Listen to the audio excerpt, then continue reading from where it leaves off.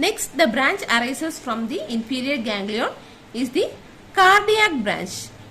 So, cardiac branch arises from the inferior ganglion and it enters the thorax through the thoracic inlet. So, this is the thoracic inlet.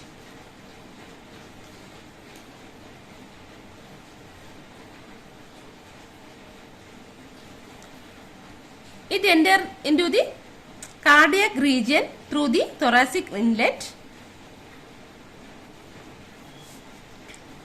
So, here the cardiac region, thoracic inlet, and it is divided into two branches, that is the superior cardiac branch and inferior cardiac branch. So, it is divided into two branches, that is the superior cardiac branch and inferior cardiac branch. The cardiac branch, so this is the cardiac branch. It enters into the thorax or cardiac region through the thoracic inlet and it divided into two branches, that is the superior cardiac branch and inferior cardiac branch. The superior cardiac branch, it forms the plexus. It forms the plexus by joining with the cervical branch of, it forms the plexus by joining with the cervical branch of left sympathetic trunk. Joining with the cervical branch of left sympathetic trunk, and it forms the plexus, and this plexus is known as the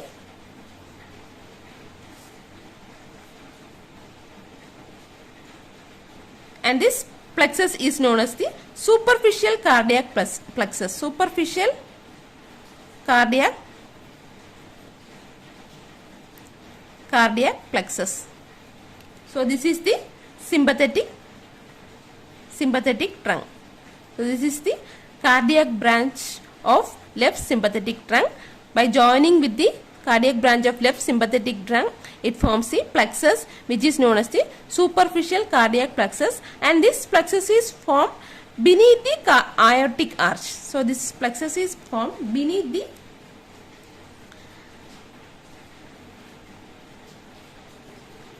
aortic arch. So, the superior cardiac branch, it forms the plexus which is known as the superficial cardiac plexus by joining with the sympathetic trunk beneath the, and this plexus is formed beneath the aortic arch. Next, about the inferior cardiac branch. The inferior cardiac branch also forms plexus. It also forms plexus by joining with the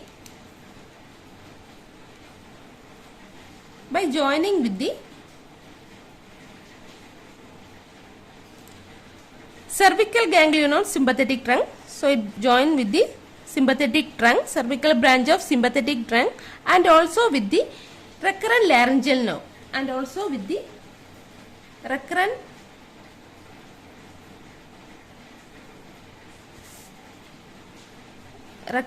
laryngeal nerve.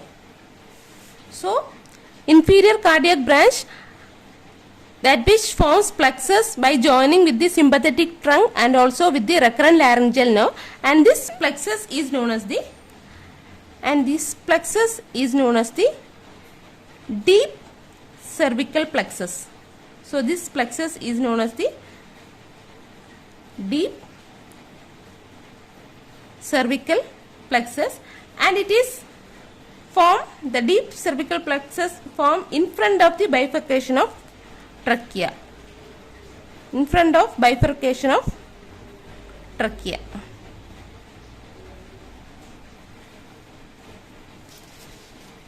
So, the cardiac branch which arises from the inferior ganglion, that it enters into the thorax through the thoracic inlet, and it enters and reaches the cardiac region, and it is divided into two branches, that is the superior cardiac branch and inferior cardiac branch. The superior cardiac branch, it forms the plexus along with the sympathetic sympathetic trunk, and this plexus is known as the superficial cardiac plexus, that which is present beneath the aortic arch. The inferior cardiac branch also forms plexus which is known as the deep cardiac plexus by joining with this sympathetic trunk and also the recurrent laryngeal nerve, and this plexus is formed in front of the bifurcation of trachea. And the central process that which enters into the skull through the jugular foramen, and it rely on the dorsal nucleus of vagus. And the central process of cardiac branch rely on the dorsal nucleus of vagus. The next is the brachial or pulmonary branches. That is there are two pulmonary branches. That is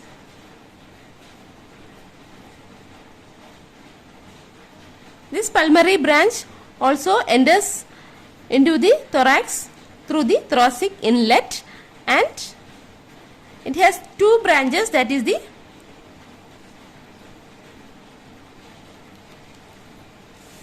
so this is the pulmonary branch, and it has two branches, that is the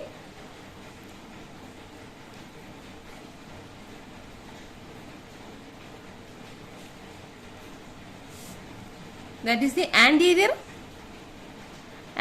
pulmonary branch or anterior brachial branch, and posterior pulmonary branch or posterior brachial branch.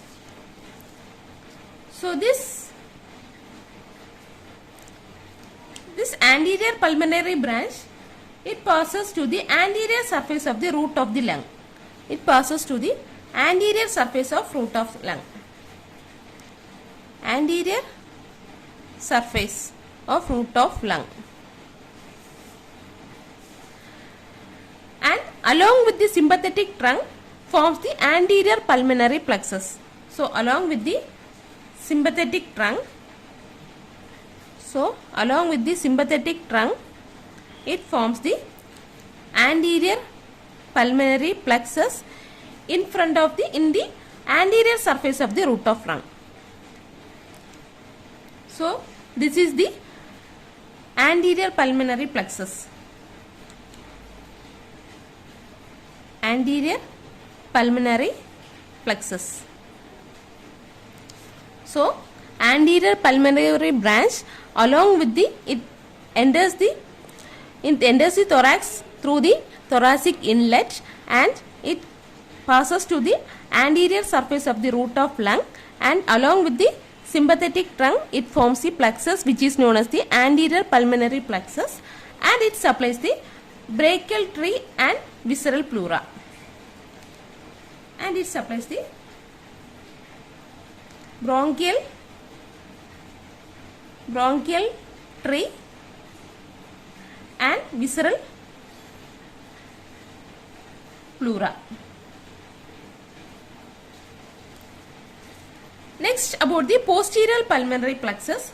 Posterior pulmonary plexus passes to the posterior surface of the root of lung. So posterior pulmonary plexus passes to the posterior surface of root of lung, and along with the sympathetic trunk. So along with the sympathetic trunk it also forms the plexus. So these two are the sympathetic trunk. It forms the plexus which is known as the posterior pulmonary plexus. Posterior pulmonary plexus, and it supplies the bronchial tree and visceral pleura. So the pulmonary branch that which enters into the thorax through the thoracic inlet, and it is divided into two branches, that is the anterior pulmonary branch and posterior pulmonary branch. Anterior pulmonary branch that passes to the anterior surface of root of lung, and along with the sympathetic trunk it forms the plexus in the anterior surface of root of lung which is known as the anterior pulmonary plexus, and it supplies the bronchial tree and visceral pleura. The posterior pulmonary branch it passes to the posterior surface of root of lung, and along with the sympathetic trunk it forms a plexus which is known as the posterior pulmonary plexus, and it supplies the bronchial tree and visceral pleura. So here the central process of the pulmonary branch, it also enters into the cranium through the jugular foramen, and it rely on the dorsal nucleus of vagus. Next is the esophageal branch, which arises from the inferior ganglion, that which passes to the esophagus, and it forms plexus along with the sympathetic trunk. It forms plexus along with the sympathetic trunk, and this plexus is known as the esophageal plexus, and it supplies the esophagus, and also it gives branches to the pericardium. So it supplies the esophagus and also the pericardium.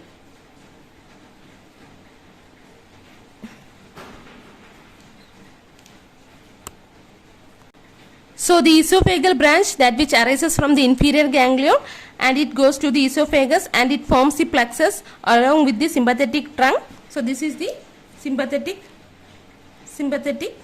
trunk, and it forms the plexus which is known as the esophageal plexus, and supplies the esophagus and also the pericardium. And the central process enters into the jugular foramen, and it relies on the dorsal nucleus of vagus. Next is the gastric branch, that arises from the inferior ganglion, and it goes to the gastric region, and it forms two plexus, that is the posterior gastric plexus and anterior gastric plexus. It forms two plexus, that is the posterior gastric plexus and anterior gastric plexus.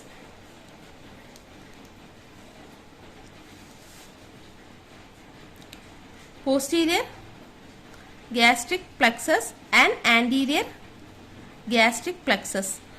The posterior gastric plexus is formed in the posterior inferior surface of stomach. Posterior inferior surface of stomach, and anterior gastric plexus is present in the anterior superior surface of stomach. Anterior superior surface of stomach. Posterior, the gastric branch which forms plexus in the gastric region, that is there are two plexus, that is the posterior gastric plexus and anterior gastric plexus. Posterior gastric plexus are formed in the posterior inferior surface of stomach, and anterior gastric plexus is formed in the anterior superior surface of the stomach. Both the fibers of posterior gastric plexus and anterior gastric plexus run along the lesser curvature. So this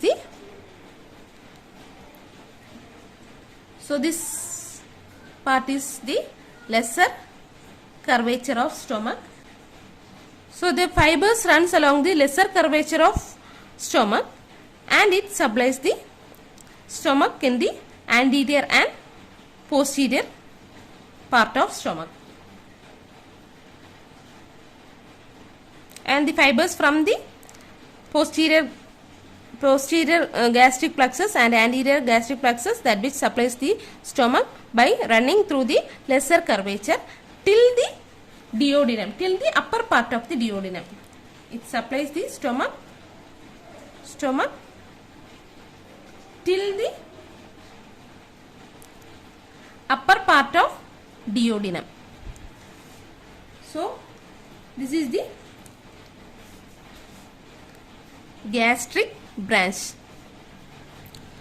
And the central process of the gastric branch, that which enters into the jugular foramen, and the central process that which rely on the dorsal nucleus of vagus.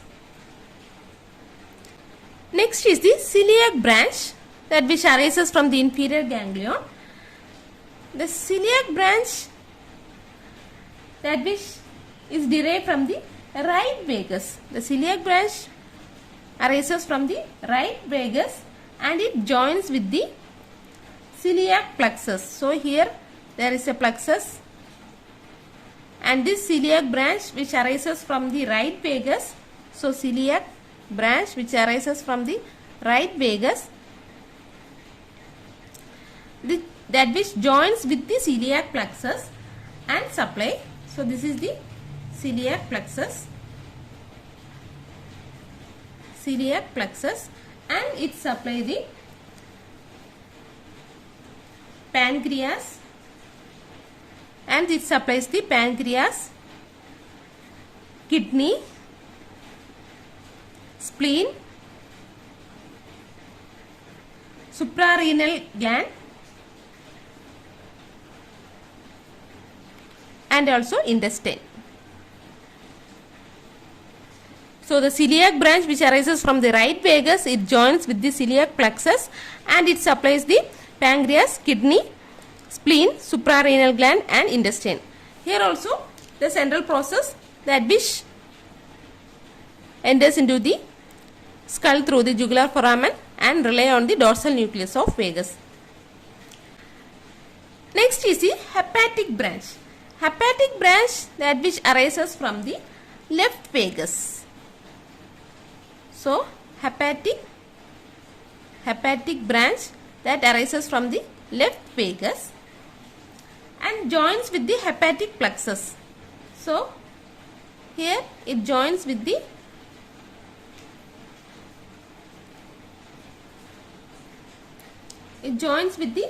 hepatic plexus.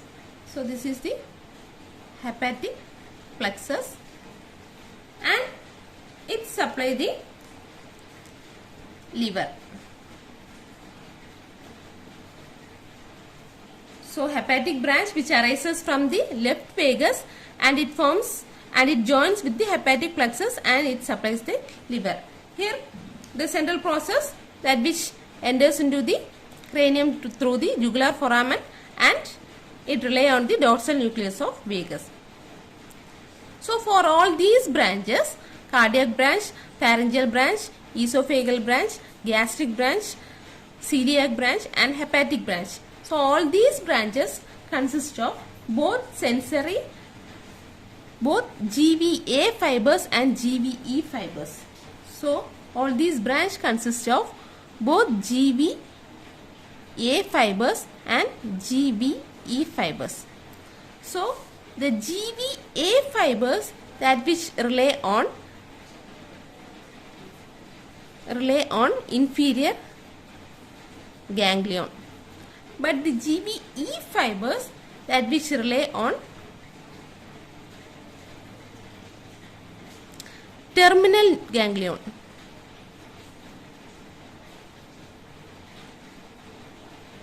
So for all these branches it consists of both GVA fibers and GVE fibers. GVA fibers that which rely on inferior ganglion, and from the inferior ganglion that the central process goes to the dorsal nucleus of vagus. But the GVE fibers rely on the terminal ganglion. Terminal ganglion means the ganglion that which present near to that viscera is known as the terminal ganglion. That which rely on the terminal ganglion and they do not rely on the inferior ganglion but directly it rely on the dorsal nucleus of vagus. So these are about the location and course of vagus nerve. So the location and course of vagus nerve. The vagus nerve consists of four nucleus, that is spinal nucleus of trigeminal nerve, nucleus ambiguous, tractus solitarius and dorsal nucleus of vagus. All these nucleus are present in the medulla oblongata, and also it consists of two ganglion which is known as the superior ganglion and inferior ganglion. These two ganglion are present within the vagus nerve. So first about the nerve which arises from the superior ganglion. First is the auricular nerve that which arises from the superior ganglion, which is the GSA fibers, and it supplies the posterior part of the auricle, external auditory meatus and also the outer part of the tympanic membrane. And the other nerve that which arises from the superior ganglion is the meningeal nerve, that which enters into the posterior cranial fossa, and it supplies the meninges of posterior cranial fossa, and these two are the GSA fibers, and the central process of these two branches enters into the brainstem, and it rely on the spinal nucleus of trigeminal nerve. The next is the pharyngeal branch, that which arises from the inferior ganglion. This pharyngeal branches crosses in between the external carotid artery and internal carotid artery. It passes in between the external carotid artery and internal carotid artery, and it enters the upper border of the middle constrictor. So this is a superior constrictor, middle constrictor, and inferior constrictor of pharynx, and it forms the plexus, which is known as the pharyngeal plexus, along with the sympathetic trunk of glossopharyngeal nerve and also of the external laryngeal nerve.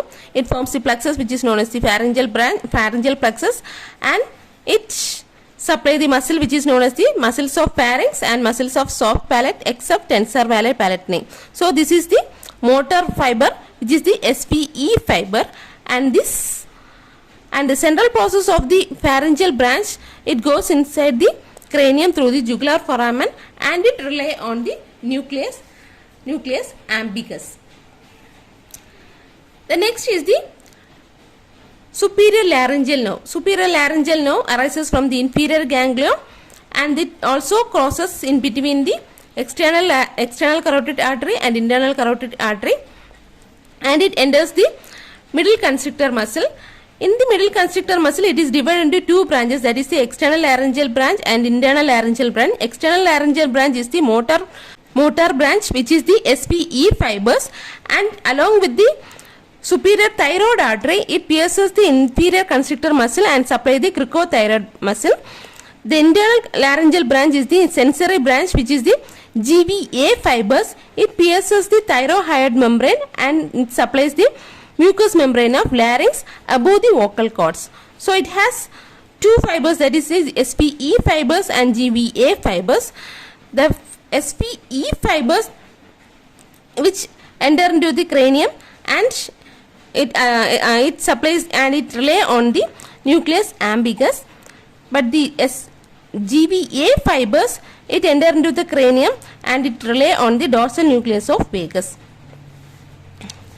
Next is the carotid branch, that it arises from the inferior ganglion. It supplies the carotid body and carotid sinus for the chemoreceptor and baroreceptor, and the central process which goes inside the jugular foramen, and it rely on the dorsal nucleus of vagus.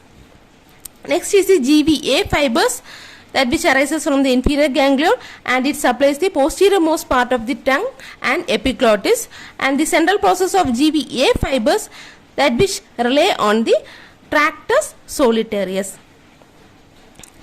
The next is the recurrent laryngeal nerve. Recurrent laryngeal nerve consists of two branches, that is the right recurrent laryngeal nerve, left recurrent laryngeal nerve. Right recurrent laryngeal nerve arises from the right vagus, left recurrent laryngeal nerve arises from the left vagus, and both are not symmetrical. The right recurrent laryngeal nerve passes in front of the subclavian artery and winds backward and passes behind the subclavian artery and also the common carotid artery and reaches the tracheoesophageal groove. Left recurrent laryngeal nerve arises from the left vagus and it passes in front of the aortic arch and winds back in the aortic arch, and it passes upward and reaches the tracheoesophageal groove. This recurrent laryngeal nerve consists of SPE fibers and GVA fibers. SPE fibers supply all intrinsic laryngeal muscle except cricothyroid muscle. GVA fibers supply mucosa of larynx above the vocal cords. So here the SPE fibers, the central process that which goes inside the cranium through the jugular foramen and rely on the nucleus ambiguous, but the GVA fibers, the central process that which goes inside the jugular foramen and rely on the dorsal nucleus of vagus. So next about the cardiac branch. Cardiac branch arises from the inferior ganglion and it enters the thorax through the thoracic inlet, and it is divided into two branches, that is the superior cardiac branch and inferior cardiac branch. It forms the plexus by joining with the sympathetic trunk, and the plexus is known as the superficial cardiac plexus, that which lies beneath the aortic arch. The inferior cardiac branch, that it forms the plexus along with the sympathetic trunk and right and recurrent laryngeal nerve, and the plexus is formed which is known as the deep cardiac plexus, and the plexus is formed in front of the bifurcation of trachea. The next is the pulmonary branch, which arises from the inferior ganglion, and also it goes inside the thorax through the thoracic inlet, and it is divided into two branches, that is the anterior pulmonary branch and posterior pulmonary branch. Anterior pulmonary branch passes in the anterior surface of the root of lung, and it forms a plexus which plexus along with the sympathetic trunk, and the plexus is known as the anterior pulmonary plexus, and it supplies the pulmonary tree and visceral pleura. The posterior pulmonary branch, it also forms the plexus along with the sympathetic trunk and forms a plexus which is known as the posterior pulmonary plexus, and supplies the bronchial tree and visceral pleura. The next is the esophageal branch, which forms the plexus along with the sympathetic trunk, and the plexus is known as the esophageal plexus, and supplies the esophagus and pericardium. Next is the gastric branch, that arises from the inferior ganglion, and it forms two plexus, that is the anterior gastric plexus and posterior gastric plexus. Anterior gastric plexus is formed in the anterior surface of the stomach. Posterior gastric plexus is formed in the posterior inferior surface of the stomach, and it runs along with the lesser curvature and supplies the stomach till the upper part of the duodenum. The next is the celiac branch, that which arises from the right vagus, and it forms and it joins with the plexus which is known as the celiac plexus, and it supplies the pancreas, kidneys, spleens, suprarenal gland and intestine. The hepatic branch, that which arises from the left vagus, it joins along with the hepatic plexus, and it supplies the liver.